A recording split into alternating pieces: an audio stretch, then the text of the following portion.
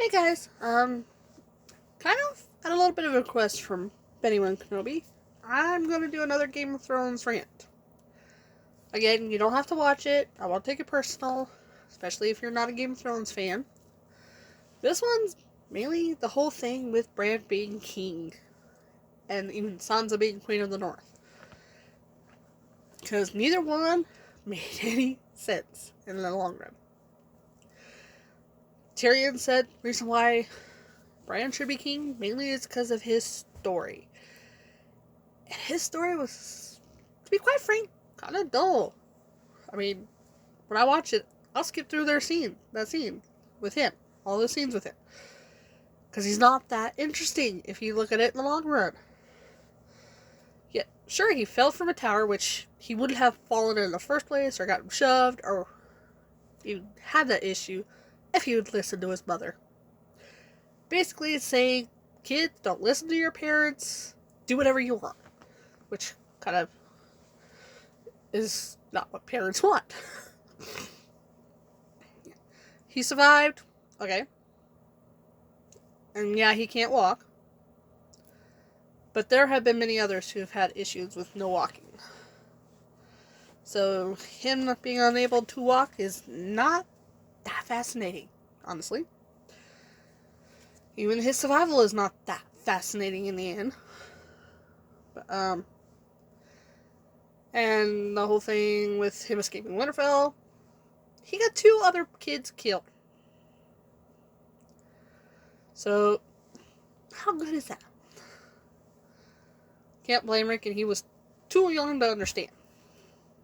In the books, yes, Bran's only 7, but in the show, he's older. He should know a little bit better. But anyways, him going beyond the wall, not that special. I mean, Jon alone went beyond the wall like 3 or 4 times and survived every time. And he met the Night King at least twice during those times. So hello, him going north and surviving, not that big of a deal. You know, one point in the book, Jon was actually alone with the only ghost. So, again, not so fascinating with Bran. And becoming the Three-Eyed Raven, nobody even understands that. And those who do are the ones who actually supported him. And even then, they don't fully know. So why would that even be important? Yeah, he has all this knowledge, but he shouldn't be a king for that. You know, he should be a maester where he's writing it all down so it's not lost. I mean, once he dies, it's all gone. Unless he finds another Three-Eyed Raven. And we don't even know how long he'll live, because someone's going to assassinate him at some point, especially a Daenerys Targaryen supporter who's a little mad at her, or mad because she got killed. But, yeah. So, I don't see why Bran should have been king. The whole not having kids thing, that doesn't always mean a good thing. I mean, the next person who gets voted in could pretend to be super great, best candidate possible, and turn out to be worse than even Joffrey. Which, let's face it, he was one of the worst kings ever. So he was a spoiled little brat who you couldn't control. The only one who had close control was Margaery, and even then she couldn't fully control him. She had to be careful. So, get rid of the whole line of succession through blood, not necessarily a good thing. Not when it comes to ruling. And also, he was more of a Masters of Whispers position than a king. I mean, he's a king who can't even defend the kingdom because he's either lost in the past, offline with his birds, or he can't even walk, so what is the point? You know? And his Kingsguard, we only saw 2 of them. Still. And then, pretty much his small council runs the country, and let's face it, Westeros was doomed, just with the small council alone. Especially with Bronn on the small council. Yeah. And the whole thing with Sam becoming the Grand Maester for the small council. No. No, no, no, no, no. First of all, he was not a Maester. He did not even complete his training. And during the time when Bran was named king and the end of the book, or show, there's no way. It takes years for a Maester to become a Maester. And Sam did not have that time. And Bran does not have the authority over the Maesters to just say, oh yeah, he's the Maester now, and he's going to be the Grand Maester. Especially since the Maesters are the ones who pick the Grand Maester, not the king. So, Sam being the Grand Maester? No.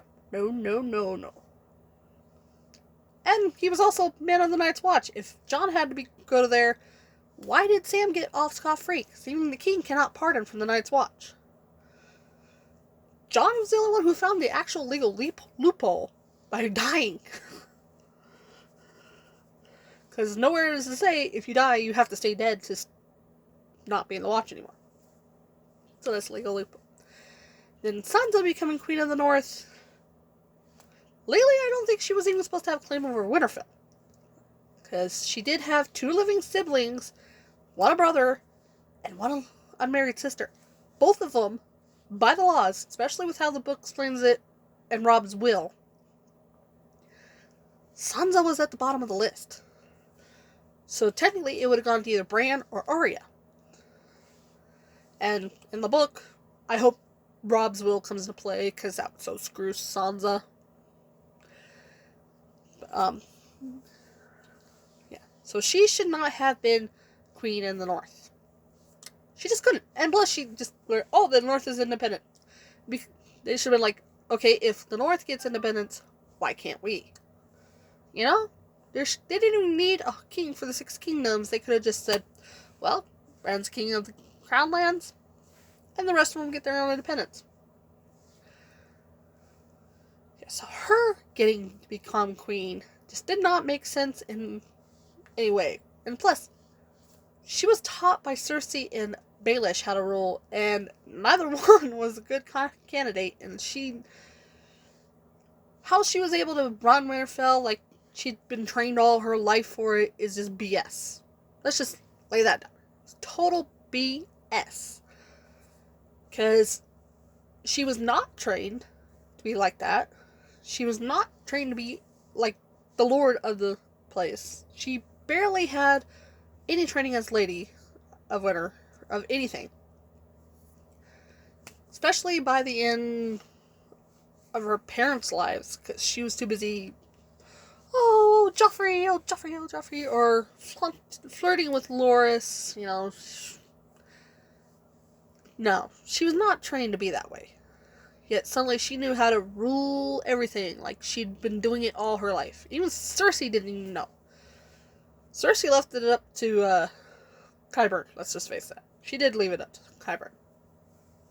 Except for the, I'm queen, this is what we're gonna do, and Qyburn was pretty much her people pusher. But, Sansa being able to suddenly do it just did not make sense, because she did not have the training at all. At all. Plus, she was taught how to be a southern lady, not a northern lady. And suddenly she wanted the north just because of her name. And even then, she was legally either married to Ramsay Bolton or still legally married to Tyrion. Neither gave her the right to claim Winterfell for herself. Once Bran and Arya came back for sure. And even Lyanna Mormont, God rest her, she was a great character.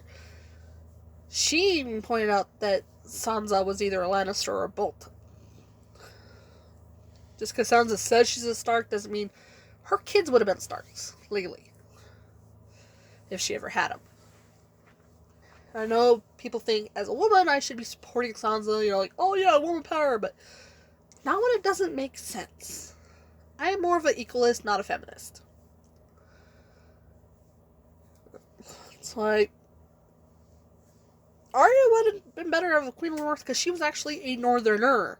While Sansa spent more of her time either caring more about being in the South, becoming a lady in the South, and all that, or actually living in the South. I mean, till she married Ramsay, which, let's face it, she let herself get put into that position, so I'm not whining over that. I'm not gonna be, like, oh, poor her, because she did let herself get pushed into that.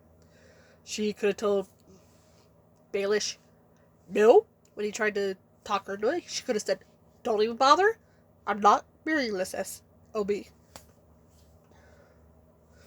But anyways, Sansa should not have been Queen of the North.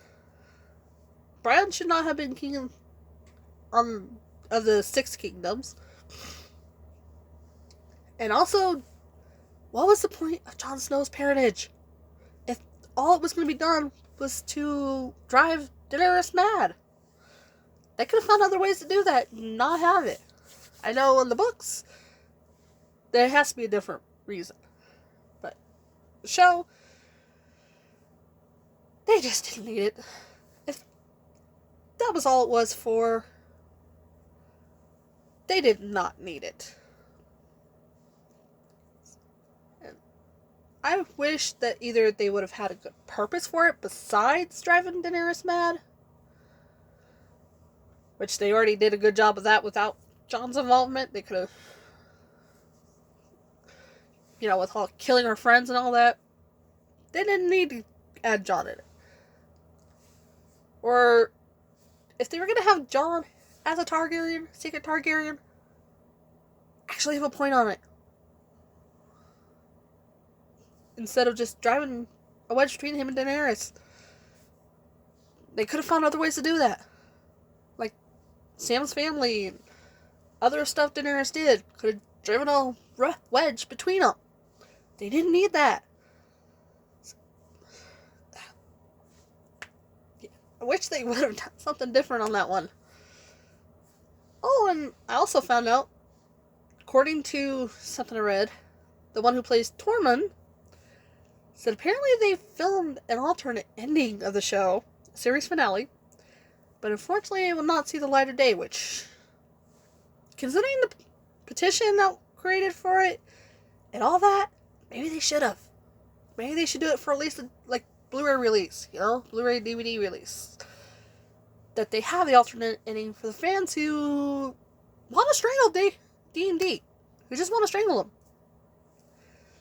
Maybe if it's better than what they did, the fans will be less upset. Be like, okay, we'll go with this ending. Clue did it with their 3 alternate endings. Why not do it with the Game of Thrones, where you can buy it with the original ending or with the ending that they also filmed if it's better. People actually can choose which ending they want to buy. And then maybe fans will actually buy the movie or the season. Because let's face it, sales are going to go down with how bad that ending was. That made no sense whatsoever. I know they like to do Easter eggs and all that stuff, but they ignored half of it in the foreshadowing from season 7 alone. And then, yeah. A lot of it didn't make sense. They should do that alternate ending in the season release. Just to make fans want to buy it so they can see it at the very least. Maybe they'd get their sales up, and maybe fans will be a little happier. Because according to him, the guy who plays Tormund, it was made for fun. So let us have it. Just to keep people from wanting to kill you more. Anyway, that's my rant, and just to leave it a little more happy, I'll do a little bit of review with No Deposit, No Return, which was made in the 70s. And it's got Don Knotts and David Naveen, I think is his name. But it's basically about these 2 kids who were either going to or were staying with their grandpa. I think they were going to it. They end up hooking up with these two thieves. She comes up with a plan, which here's a better picture of her, to pretend like they were kidnapped and blackmail their grandfather for thousands of dollars, which for us nowadays would be millions. And they all four kind of connect. Near the end, their mother shows up. These two kids' mother shows up. He points out to the mother about how these two know her daughter and son a lot more than she does, because she's always away on business. And they only spend a few days with the kids. The kids at one point get locked into their grandfather's safe. He ends up rescuing them. And the cop, I don't know if the cop was just oblivious or was being nice because he saved the kids, pretending like he was not the one they were looking for, you know? These are not the droids you're looking for. But it's a good movie. And if you like old 70s movies, then come on, Don Knotts. How bad can you go with Don Knotts? Rest in peace.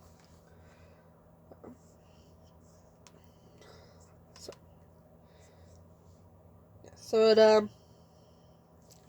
a good movie. And sorry again about the rant.